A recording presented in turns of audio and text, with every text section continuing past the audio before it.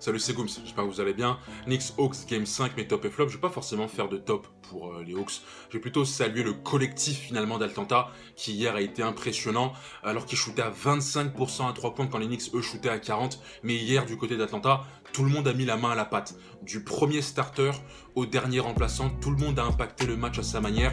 Je vais notamment commencer par Clint Capela, 14 points, 15 rebonds, qui avait annoncé la couleur en conférence de presse et qui hier a été dominant, qui a dominé Taj Gibson. C'est vraiment l'un des pivots les plus sous-cotés de la ligue depuis déjà pas mal de temps, hein, notamment lorsqu'il était du côté des Rockets avec James Harden.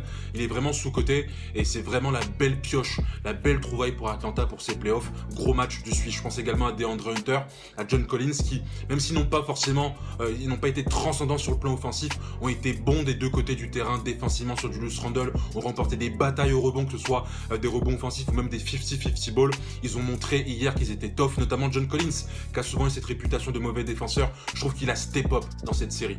Je pense également au Kongu, le jeune rookie, qui dans le quatrième quart-temps a pris 4 rebonds offensifs, impressionnant, batailleur, bagarreur, gros match du rookie. Et comment ne pas évoquer les 36 points de Trae Young avec des mauvais pourcentages, 35 points au shoot, 27% à 3 points, mais quel quatrième quart-temps de Ice Trae, 18 points, il a éteint le Madison Square Garden, il a été insolent, il a été culotté, il a été incroyable en maîtrise. Quel leader, un leader est né sur ces playoffs et c'est Trae Young. Donc voici mon top pour ce match Knicks Hawks Game 5.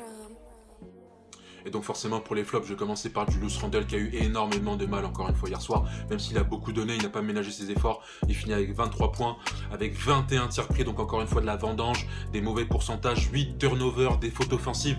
Tout ça montre bien qu'il a du mal tout simplement à trouver son rythme, ses spots. Il est beaucoup dans l'hésitation, l'indécision, des mauvais choix. C'était compliqué pour Julius Randle, mais je pense qu'il reviendra plus fort la saison prochaine.